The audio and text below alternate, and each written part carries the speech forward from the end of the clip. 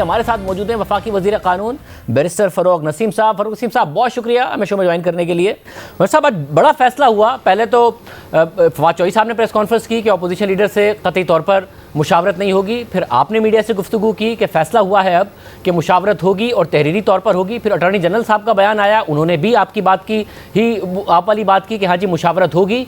मगर फिर फवाद चौधरी साहब का स्टेटमेंट सामने आया मीडिया पर कि मुशावरत कतई तौर पर नहीं होगी। मतलब होगी या नहीं होगी क्या? क्योंकि आप वज़ीर कानून हैं, आप बताइए। मेरे हिसाब से तो होगी, और उसमें कुछ जो पोजीशन है वो ऐसी है कि जब तक नए चेयरमैन साहब कोई अपॉइंट नहीं होते तो जो एग्जिस्टिंग चेयरमैन है वो कंटिन्यू करेंगे ताकि कोई लकूना नहीं रहे, काम जो है उसका हर्ज नहीं हो, और उनके पास वो तमाम पावर्स होंगी जो कि चेयरमैन के पास होती हैं। और जो वर्ड है नॉन एक्सटेंडेबल का, उसको हटा दिया जाएगा ताकि नए जो भी चेयरमैन हो उसमें प्रेजेंट चेयरमैन को भी कंसिडर किया जाएगा और माजी के चेयरमैन को भी कंसिडर किया जाएगा, नए लोगों को भी किया जाएगा। जैसे मैं डे वन से कह रहा हूँ, और बेस्ट आदमी उसमें सिलेक्ट किया जाएगा। इनका भी चांस है और लोगों का भी चांस है। ये लेवल प्लेइंग फील्ड है।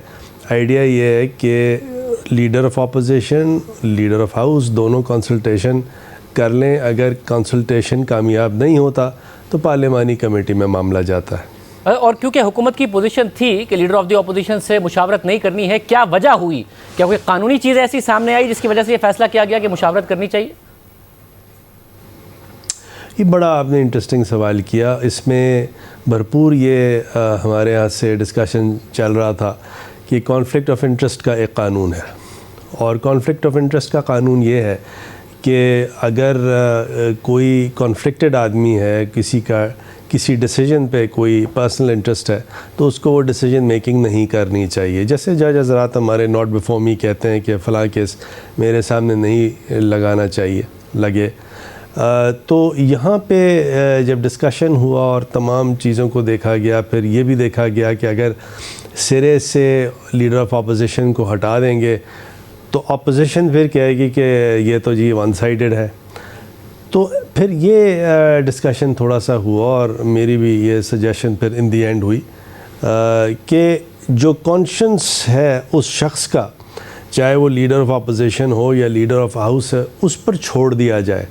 अगर देखें, ये आज के लिए नहीं है, ये अमेंडमेंट आगे आने वाले वक्तों के लिए है, किसी एक आदमी के लिए नहीं है, पर्सन के लिए नहीं है, ट्रांजैक्शन के लिए नहीं है, सिचुएशन के लिए नहीं, बल्कि ये तमाम चीज़ों को अप्लाई करेगा।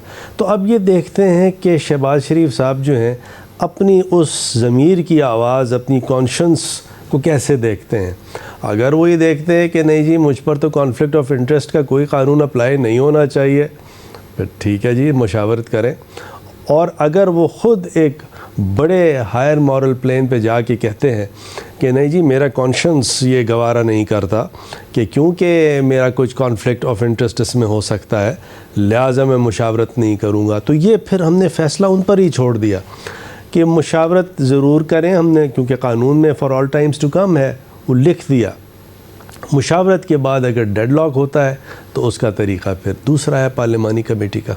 यानी कि ये शहबाज शरीफ साहब पर छोड़ा गया है। मगर जो कॉन्फ्लिक्ट ऑफ इंटरेस्ट का मामला है फ़रूक नसीम साहब, तो ये फिर अपोजिशन भी वज़ीर आज़म के लिए सवाल उठा सकती है कि वज़ीर आज़म पर हेलीकॉप्टर केस था और वो बंद कर दिया गया, तो उन्हें फ़ायदा पहुंचाया है, इसलिए वो चेयरमैन नैब लगाना चाहते हैं। उनकी हुकूमत के इतने सारे स्कैंडल हैं, उस पर नैब तहकीकात नहीं करता, इसलिए उन्हें रिवॉर्ड किया जा रहा है चेयरमैन नैब को, और उन्हें तौसीह देना चाहते हैं। आपका सवाल अच्छा है, मैं इसका जवाब दूंगा, ज़रा सा मेरे साथ रहिएगा। देखिए, कॉन्फ्लिक्ट ऑफ इंटरेस्ट जो है वो किसी पेंडिंग केस के लिए होता है। कोई कंक्लूडेड केस हो, वो तो चीज़ हो गई, तो कॉन्फ्लिक्ट ऑफ इंटरेस्ट का जो प्रिंसिपल है वहाँ लागू नहीं होता। लेकिन वो जो आपने बात की कि जी रिवॉर्ड वाली बात है, तो रिवॉर्ड वाली बात पर एक तो फैक्चुअली दुरुस्त नहीं है कि पीएम या कैबिनेट या लॉ मिनिस्टर किसी को कोई रिवॉर्ड दे या ले। देखिए, जो भी उन्होंने काम किया, अपनी चेयरमैन नैब की बात कर रहा हूँ, अपनी न्यूट्रलिटी से किया, अपनी ईमा पे किया। उनको जज करने वाले या अदालतें हैं या अल्लाह की ज़ात है। तो ये एक्चुअली यहाँ रेलेवेंट नहीं है वो बात भी कि जी रिवॉर्ड किया जा रहा है, क्योंकि कितने ऐसे केसेस हैं जिसमें ये नहीं कहा जा सकता कि चेयरमैन नैब या नैब की ऐसी परफॉर्मेंस रही है कि बिल्कुल हुकूमत के हिसाब से कोई चीज़ हुई हो, और वो हो भी नहीं सकती क्योंकि नैब एक इंडिपेंडेंट इदारा है। तो यहाँ पर ये रिवॉर्ड वाली भी चीज़ एप्लीकेबल नहीं है, और रिवॉर्ड वाली चीज़ एक्चुअली कोई लीगल प्रिंसिपल तो है नहीं। असल चीज़ कॉन्फ्लिक्ट ऑफ इंटरेस्ट है, और वो पेंडिंग केसेस के लिए होती है। वैसे मगर जो अब तोसी का मामला आने से कुछ दिन पहले उन्होंने मालम जब्बा का केस बंद कर दिया। खैबर पख्तूनख्वा हुकूमत पर बहुत बड़ा इल्ज़ाम था, और ये कहकर बंद कर दिया कि पेशावर हाई कोर्ट के अहकाम आते हैं। पेशावर हाई कोर्ट ने बाद में ऑब्जर्वेशन दिए कि हमने ये नहीं कहा था कि ये केस बंद होना चाहिए। इसके अलावा हुकूमत के बड़े बड़े स्कैंडल हैं जिस पर ये इल्ज़ाम लगता है कि ये टेकअप नहीं करते। तो इस हुकूमत के बड़े बड़े इस वक्त चाहे शुगर स्कैंडल हो, चाहे वीट स्कैंडल हो, चाहे LNG स्कैंडल हो, उसको टेकअप ना करने का इल्ज़ाम लगता है। तो अपोजिशन ये इल्ज़ाम लगाती है कि ये चेयरमैन नैब जो है ये इस वक्त कॉम्प्रोमाइज़ हैं। अदालतें कह चुकी हैं पॉलिटिकल इंजीनियरिंग का तासुर मिलता है, जस्टिस खोसा ने कहा, फिर बाद में साद रफीक साहब के फैसले में था। इसके अलावा मुख्तलिफ जो ज़मानत के फैसले हैं मुख्तलिफ रहनुमाओं के, उसमें नैब की नीयत पर, नैब के किरदार पर और नैब के मेरिट्स पर सवाल उठा चुके हैं केसेस पर। मैं गुजारिश करूँ ना कि जहाँ तक कि बेल ऑर्डर्स की हम बात कर रहे हैं, अगर हम कोई किसी बेल ऑर्डर की बात कर रहे हैं तो फिर मामला तो जूरिस्प्रूडेंस का है। क्या किसी बेल ऑर्डर में ऐसे ऑब्जर्वेशंस दिए जा सकते हैं या नहीं दिए जा सकते? क्या बेल ऑर्डर में उसका पैराया क्या है? तो ये जो 96 सुप्रीम कोर्ट से जो सिकंदर करीम का केस चल रहा है, जस्टिस सईदुज़्ज़मान सिद्दीकी साहब ने जो डिसाइड किया है, तो एक्चुअली बेल का पैराया होना चाहिए वो, और बेल का जो ऑर्डर है वो इस तरह जो है उसकी पर्सुएसिव अथॉरिटी जो है वो उस तरह नहीं है जो किसी रेगुलर अपील की हो या क्या। तो लिहाजा ये ऑब्जर्वेशंस जो हैं सुप्रीम कोर्ट के हैं, सर आँखों पे हैं, लेकिन उसका अपना कॉन्टेक्स्ट डिफरेंट है।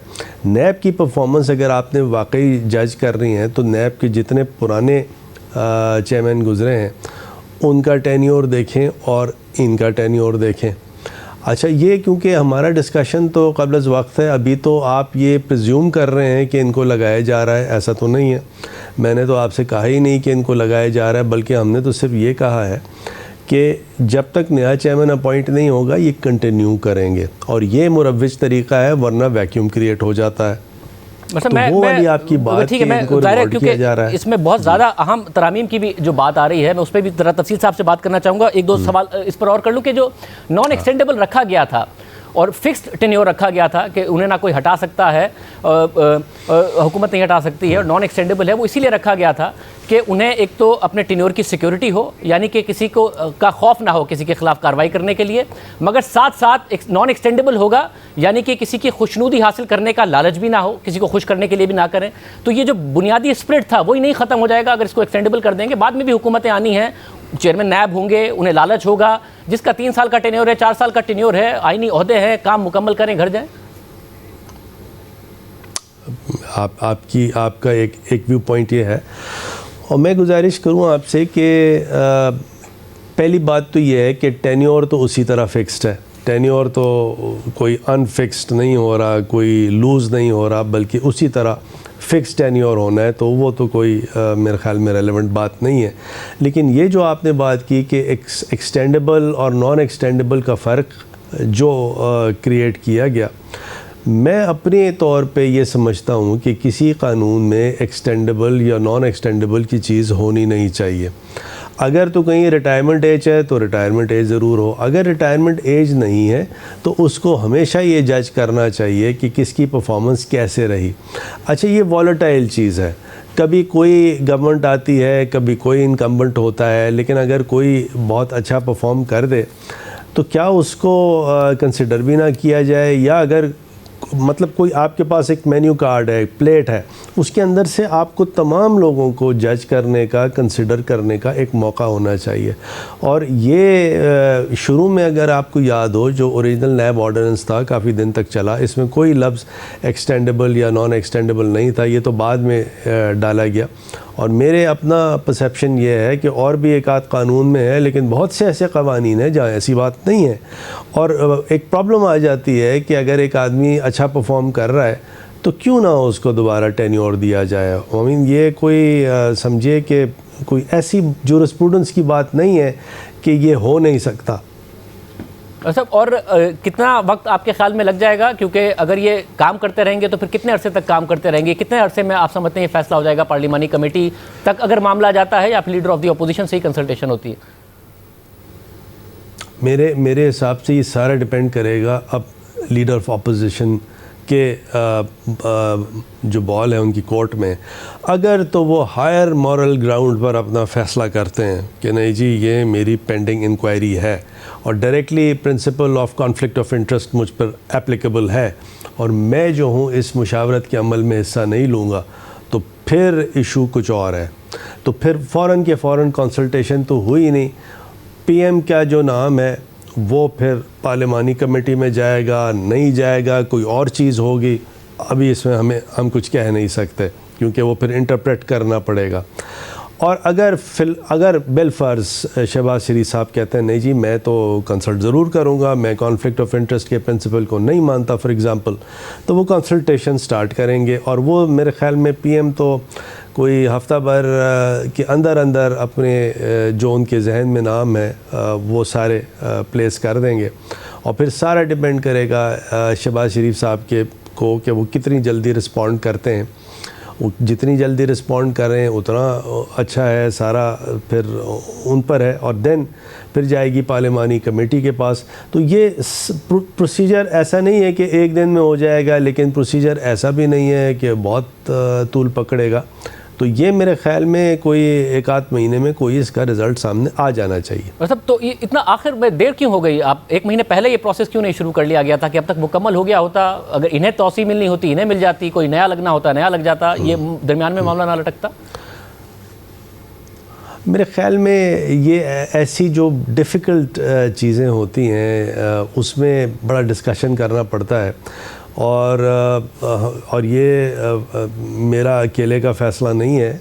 ये तो मुशावरत में आप समझिए कि असद उमर भी थे और शफ़क़त महमूद भी थे, परवेज़ खटक भी थे, शाह महमूद कुरैशी साहब भी थे, बाबर अवान भी थे, फवाद चौधरी भी थे, किसी स्टेज पे एक आध स्टेज पे अली ज़फ़र साहब भी थे, फिर अटर्नी जनरल भी साथ थे। मेरा और उनका तो बड़ा अच्छी वर्किंग रहती है आपस में, तो हम दोनों भी थे। और तो ये फिर फ्रॉम टाइम टू टाइम फिर पीएम ने बड़ी इसको थिंक थ्रू किया, बड़ी हमारा डिस्कशन, मतलब एक आध दिन का नहीं, मतलब ये ड्राफ्ट बनाने के लिए भी इसके जो और भी चीज़ें हैं इसके अंदर बड़ी डिटेल्ड हैं।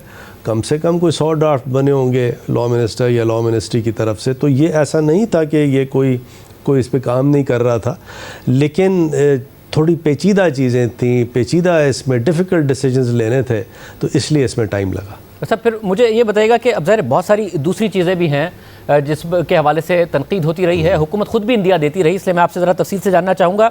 एक गिरफ्तारियों का मसला है कि जी गिरफ्तारी का जो इख्तियार है वो क्या सिर्फ चेयरमैन नैब के पास होना चाहिए, और गिरफ्तारी के इख्तियार के हवाले से अदालतें भी सवाल उठाती रही हैं, क्या इस हवाले से भी कोई तरमीम करने जा रहे हैं? इस मेरे ख़्याल में ये चीज़ आएगी सेकंड स्टेज पे। इस स्टेज पे हम कर ये रहे हैं कि ट्रायल कोर्ट को बेल की पावर दे रहे हैं, और उसमें होगा ये कि अभी तो हाई कोर्ट में आर्टिकल 199 में जाना पड़ता है, तो ये ट्रायल कोर्ट को ये पावर दी जाएगी बेल देने की या ना देने की। तो एक तो उससे सुप्रीम कोर्ट के ऑर्डर्स की, जजमेंट की कंप्लाइंस भी होती है, लेकिन साथ साथ क्योंकि हम यहाँ पे कुछ ऐसा प्रोसीजर मैकेनिज़्म ला रहे हैं कि बड़ी एक समझे कोशिश हमारी है कि क्वालिटी ऑफ जजेस को अट्रैक्ट किया जाए। क्योंकि देखें ये आज का सिर्फ नहीं है, ये तो हमेशा हुकूमतों पे, तमाम हुकूमतों पे इल्ज़ाम लगते हैं कि डिले हो गई। हालांकि डिले जो है वो डायरेक्टली हुकूमत नहीं कर रही है।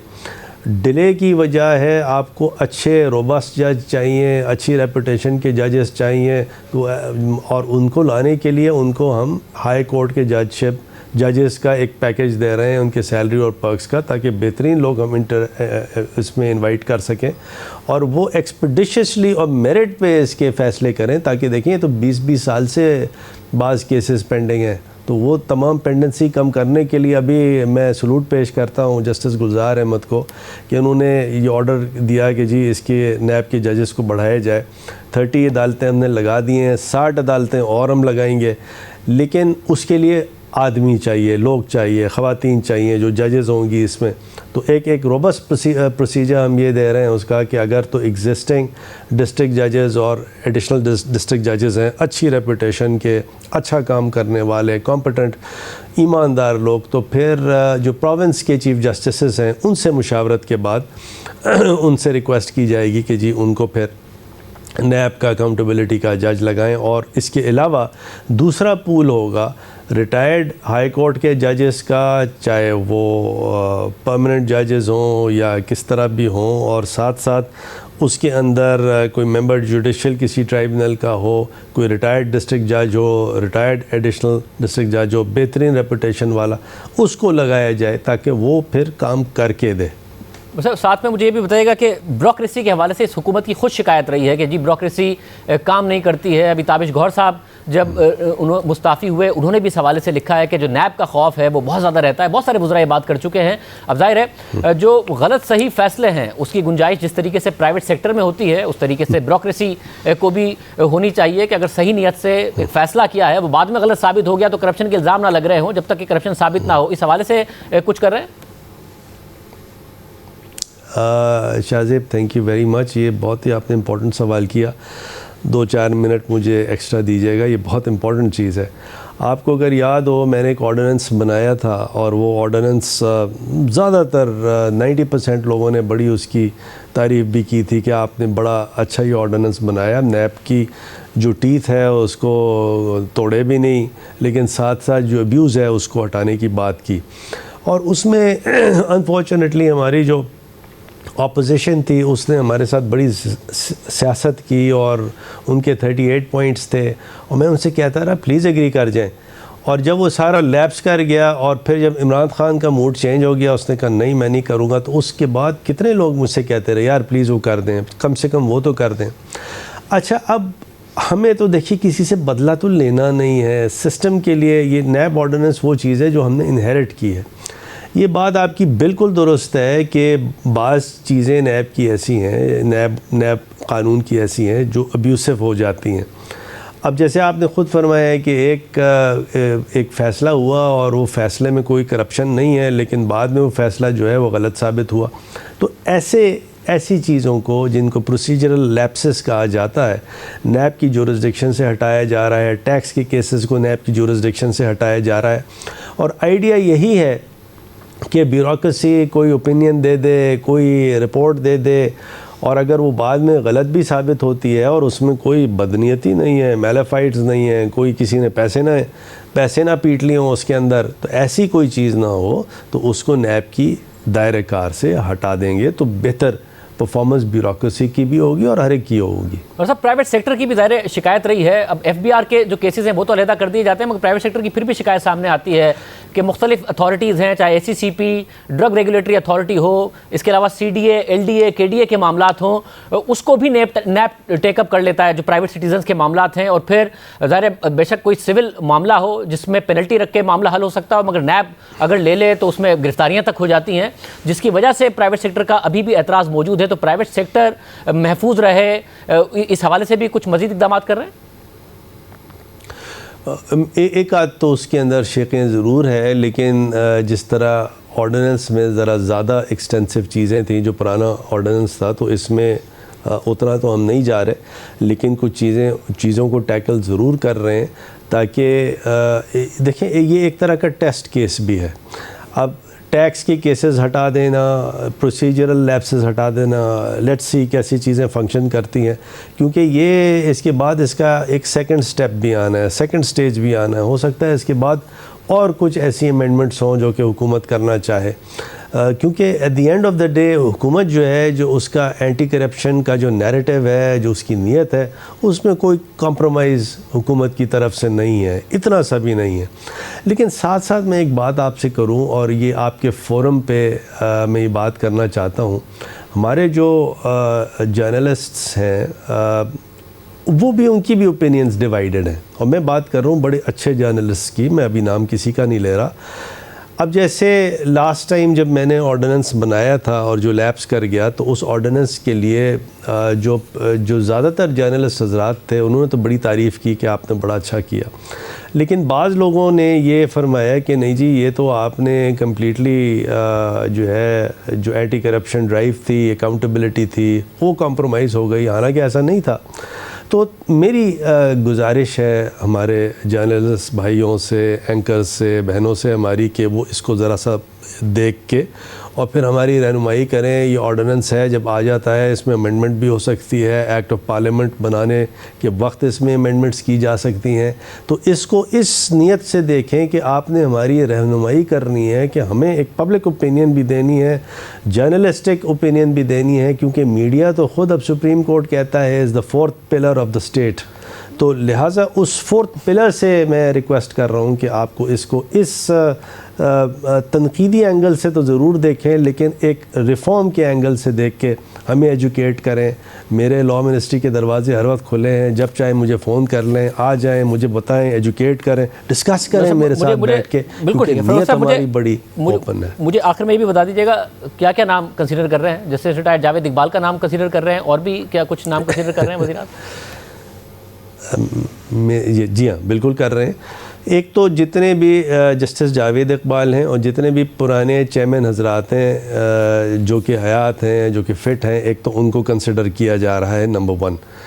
और जो नए नाम हैं, और बहुत अच्छे नए नाम हैं, बाज़ उनको भी कंसिडर किया जा रहा है, लेकिन मैं शाहज़ेब आपकी इजाज़त यूँ लूँगा कि मैं अगर वो डिस्क्लोज़ नहीं करूँ नाम, वो लोग फिर कॉम्प्रोमाइज़ हो जाते हैं। जो पुराने चेयरमैन तो क्योंकि सबको हमें पता है कौन कौन थे, उनको कंसिडर किया जाएगा, लेकिन जो नए लोग हैं, बड़े अच्छे लोग हैं, वो फिर नेचुरली कोई चीज़ सामने आएगी तो आप सबको मैं बताऊंगा, सबसे शेयर करूंगा। मैं आपकी इजाज़त से एक नया नाम सिर्फ पूछ रहा हूँ, जैसे रिटायर्ड अजमत सईद शेख का नाम कंसिडर कर रहे हैं?